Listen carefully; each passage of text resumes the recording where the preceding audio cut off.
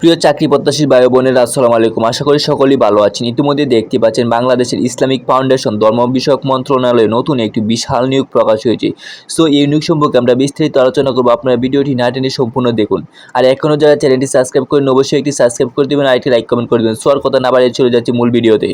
দেওয়া আছে ইসলামিক ফাউন্ডেশনের রাজস্বভুক্ত নিম্নবর্ণিত শূন্যপদসমূহের অস্থায়ী ভিত্তিতে সরকারি নিয়োগের জন্য পদের পার্শ্ববর্ণিত শর্তের প্রকৃত বাংলাদেশি নাগরিকদের নিকট হতে অনলাইনে http://ifb.teletalk.com.bd ওয়েবসাইটে আবেদন পূরণ করার জন্য আহ্বান করা হয়েছে।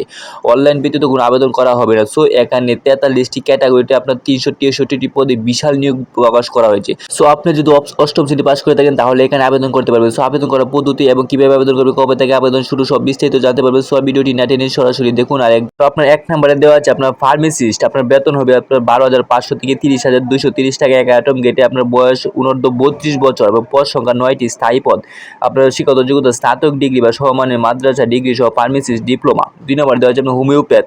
বেতন 12,500 থেকে 30,230। 11ম গেটে আপনার বয়স অনূর্ধ্ব 32 বছর পর্যন্ত আবেদন করতে পারবেন। এরপরে পদ সংখ্যা 2টি। আপনার শিক্ষাগত যোগ্যতাগুলো দেখে নেবেন। 3 নম্বরে দেওয়া হচ্ছে লাইব্রেরি সহকারী। বেতন 12,500 থেকে 30,230 টাকা। 11ম গেটে বয়স অনূর্ধ্ব 32। পদ সংখ্যা 3টি। স্থায়ী পদ। এগুলো আপনার শিক্ষাগত যোগ্যতাগুলো দেখে নেবেন। আপনার এখানে যে শিক্ষাগত যোগ্যতাগুলো আছে সবগুলো একটু দেখে নেবেন, কারণ এখানে সবগুলো বিস্তারিত বলতে গেলে ভিডিওটি অনেক লং হয়ে যাবে। সো আমরা শিক্ষাগত যোগ্যতাগুলো বলছি না, যেগুলো ছোটো ছোটো এগুলো আমরা বলে দিচ্ছি। সো আপনার 3 নম্বরে দেওয়া হচ্ছে লাইব্রেরি সহকারী। আপনার বেতন 12,500 থেকে 30,230 টাকা। 11ম গেটে আপনার বয়স অনূর্ধ্ব 32 বছর। 3টি পদে আবেদন করতে পারবেন।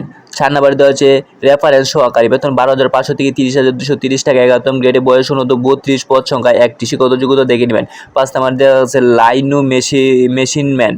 আপনার বেতন 12,500 থেকে 30,230 টাকা। বয়স অনূর্ধ্ব 32। পদ সংখ্যা 1টি। এটাও আপনার শিক্ষাগত যোগ্যতা দেখে নেবেন। 6 নম্বরে দেওয়া হচ্ছে হোমিও কম্পাউন্ডার ইসলামিক মিশন। বেতন 11,300 থেকে 27,300 টাকা। 12ম গ্রেডে আপনার বয়স 32 বছর পর্যন্ত। পদ সংখ্যা 14টি। স্থায়ী পদ। শিক্ষাগত যোগ্যতা দেখে নেবেন। 7 নম্বরে লেডি ফার্মিলিস্ট। এটা বেতন 11,300 থেকে 27,300 টাকা। 11ম গ্রেড। বয়স 32 বছর। পদ সংখ্যা 8টি। স্থায়ী পদ। আপনার এটা শিক্ষাগত যোগ্য উচ্চ মাধ্যমিক সার্টিফিকেট বা আলিম পাস সহ প্যারামেডিক্যাল বা সংশ্লিষ্ট বিষয় ডিপ্লোমা। এগুলো শিক্ষাগত যোগ্যতাগুলো আপনার সবগুলো দেখে নেবেন। 8 নম্বরে স্টেনোগ্রাফার। বেতন 11,000 থেকে 26,590 টাকা। 13ম গ্রেড। বয়স সর্বোচ্চ 32 বছর। পদ সংখ্যা 1টি। শিক্ষাগত যোগ্যতা দেখিয়ে নেবেন। 9 নম্বরে হিসাব রক্ষক। বেতন 11,000 থেকে 26,590 টাকা। 13ম গ্রেড। বয়স সর্বোচ্চ 32 বছর। আপনার পদ সংখ্যা 32টি। স্থায়ী পদে। শিক্ষাগত যোগ্যতা দেখিয়ে নেবেন। 10 নম্বর হলো কেয়ারটেকার। বেতন 11,000 থেকে 26,590 টাকা। 13ম গ্রেড। বয়স সর্বোচ্চ 32।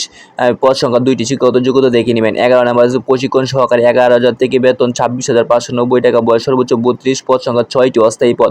শিক্ষাগত যোগ্যতা দেখে নেবেন। 12 নম্বরে দেওয়া হচ্ছে আপনার অপারেটর। 11,000 থেকে বেতন 26,590 টাকা। 13ম গ্রেডে। বয়স সর্বোচ্চ 32 বছর। পদ সংখ্যা 2টি।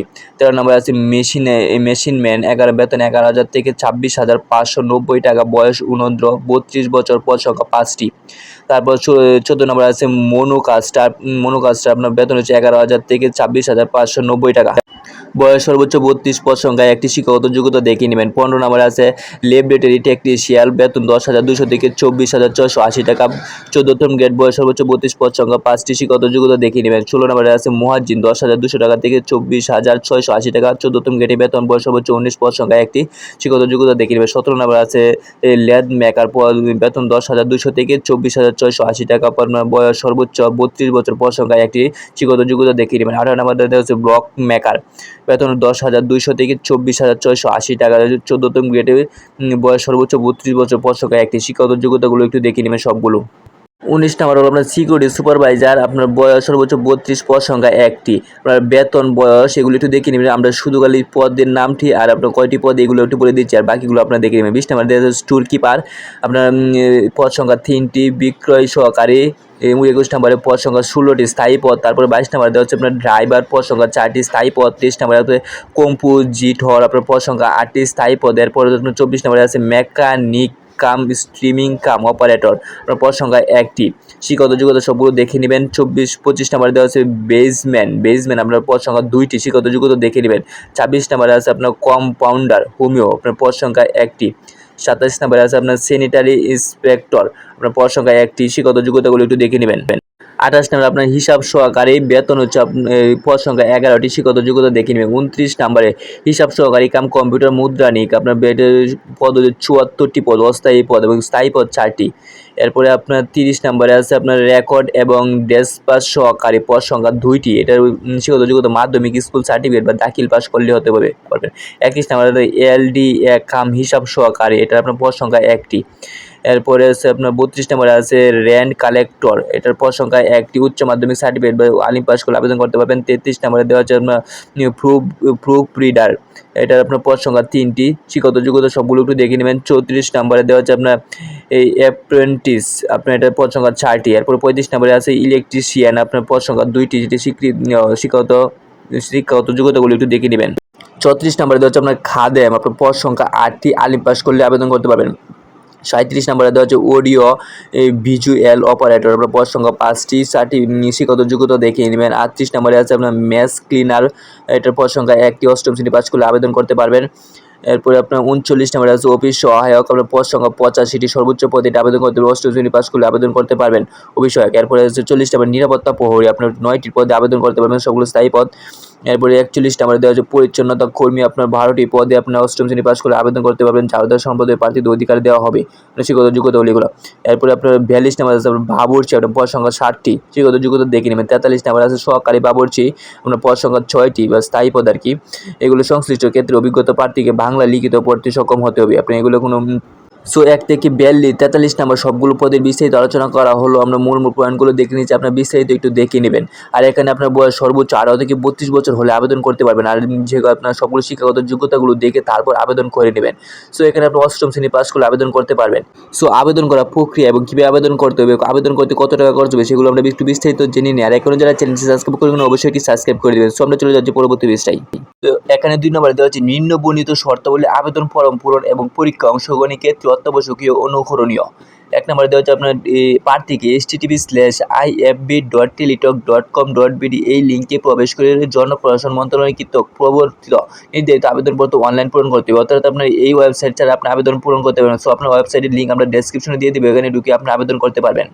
3 নম্বরে দেওয়া হচ্ছে আবেদনের সময়সীমা। অনলাইন আবেদন পূরণ ও আবেদন ফি জমা দানের শুরুর তারিখ হচ্ছে আপনার 30শে জুলাই 2025 খ্রিস্টাব্দে সকাল 10 ঘটিকায় হইতে অনলাইন আবেদন পূরণের শেষ তারিখ 26শে আগস্ট 2025 খ্রিস্টাব্দ তারিখ বিকাল 5 ঘটিকার পর্যন্ত। অর্থাৎ আপনার 26 দিন, আপনার জুলাই মাসের 30 তারিখ থেকে আপনার আগস্টের 26 তারিখ পর্যন্ত আবেদন করতে পারবেন।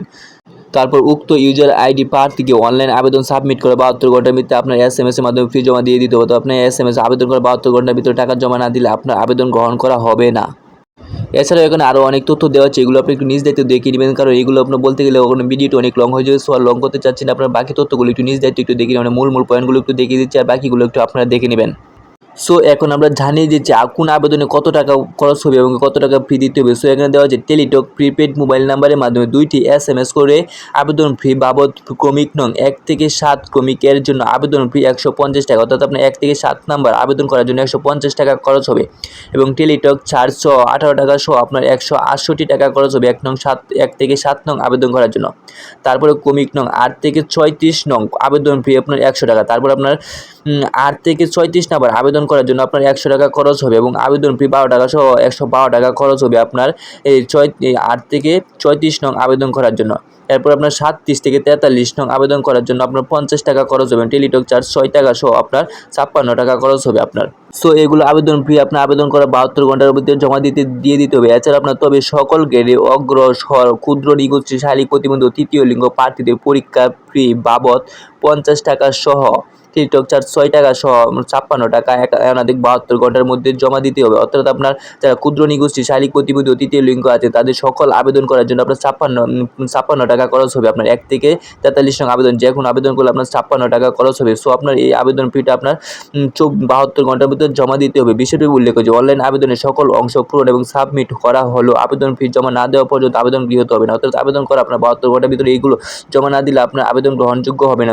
আপনারা কোন আবেদনে কত টাকা একটু ভালোভাবে বিস্তারিত দেখে তারপর আপনার টাকা জমা দিবেন। এখানে আরও অনেক তথ্য দেওয়া আছে, এগুলো একটু দেখে নেবেন। আমরা পরবর্তী পৃষ্ঠায় চলে যাচ্ছি।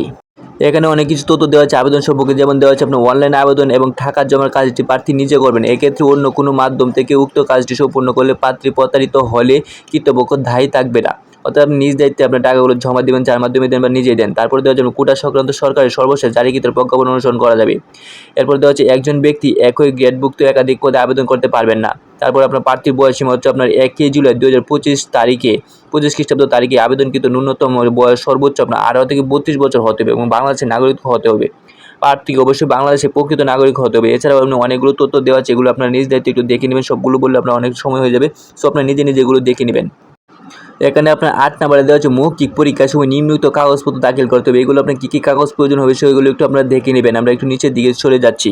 সো এটাই হচ্ছে আবেদনের শেষ পৃষ্ঠা। সো আপনারা প্রথম থেকে লাস্ট পর্যন্ত সবগুলো দেখে ভালো শুনে বুঝে তারপর আবেদন করতে পারবেন। সো আবেদন করবেন, আর আবেদনের লিঙ্ক আমরা ডেসক্রিপশনে দিয়ে দিব।